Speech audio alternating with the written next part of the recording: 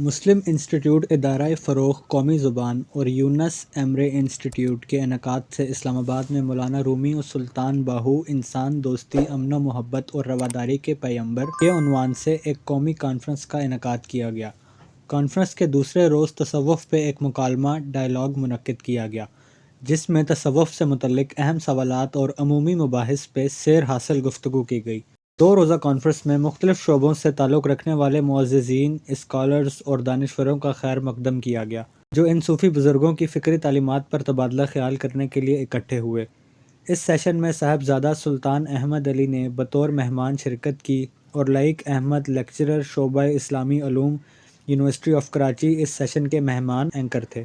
سوال: تصوف میں ملا اور صوفی کی ایک ڈیبیٹ ہے، یعنی کہ ان کی ایک بحث ہے، اور اس میں علم کے حوالے سے بات بہت ہوتی ہے کہ صوفیاء علم کی نفی کرتے ہیں۔ زیادہ تر جب ہم ادب کا مطالعہ کرتے ہیں تو حضرت سلطان باہو رحمۃ اللہ علیہ کے بھی کئی ابیات ہیں، تو اس میں ایسا تاثر محسوس ہوتا ہے جیسے وہ نفی علم کر رہے ہیں۔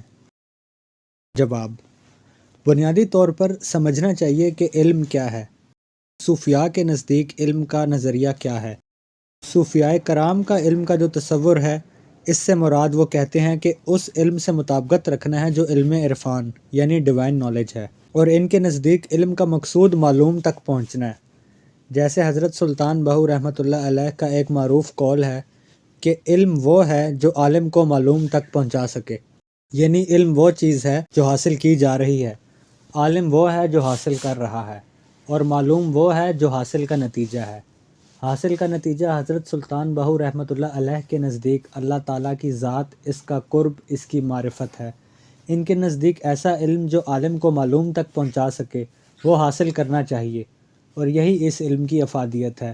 لیکن ایسا علم جو اللہ تعالیٰ کے قریب کرنے کی بجائے بندے کو اللہ تعالیٰ سے دور کر دے، اس کو حجاب میں مبتلا کر دے، اس علم سے وہ اپنے مقاصد زندگی کے تناظر میں اختلاف کرتے ہیں، کیونکہ اگر ایک آدمی کی زندگی کا مقصد ہی یہ ہے کہ میرے پاس بہت ساری دولت اکٹھی ہو جائے، تو وہ شاید کسی دوسرے زاویے سے سوچے گا، اور اگر آپ اس کو یہ بتائیں کہ میں علم اس لیے حاصل کر رہا ہوں کہ میں اللہ تعالیٰ تک پہنچ سکوں، تو وہ کہے گا کہ آپ بڑے بیوقوف ہیں، وہ غیب ہے، وہ تو موجود نہیں، تم اس تک کیسے پہنچ سکتے ہو؟ اس کے نزدیک یہ مادہ پرست دنیا ہے، اور سارا کچھ مادے کے اوپر بنا ہے۔ مادیت پرستی کے علاوہ آپ جو بھی محسوس کرتے ہیں وہ اس کا انکار کرے گا۔ زندگی کے بارے میں ناقدانہ سوچ، کریٹیکل تھنکنگ سے اس نے جو اپنا ماڈل سیٹ کیا ہوا ہے، اس کے اوپر آپ کو دیکھے گا، کیونکہ وہ اس کے اندر اتنی گہرائی کے ساتھ داخل ہو چکا ہے کہ اس کا جینا مرنا سارا کچھ دولت کا حصول ہے جو اس نے اپنے ذہن میں بنا رکھا ہے۔ جبکہ صوفیاء کے نزدیک زندگی بھر کا حاصل وصال ذات حق ہے، اور ان کے نزدیک وہ شخص اتنا زیادہ کامیاب ہے جو اللہ تعالیٰ کے جتنا قریب ہے، اور وہ اتنا ناکام ہے جو اس سے جتنا زیادہ دور ہے۔ صوفیاء کے نزدیک 2 روایات علم کے بارے میں کہی جاتی ہیں۔ حضرت سلطان باہو رحمۃ اللہ علیہ نے بھی عین الفقر میں دونوں کو لکھا ہے۔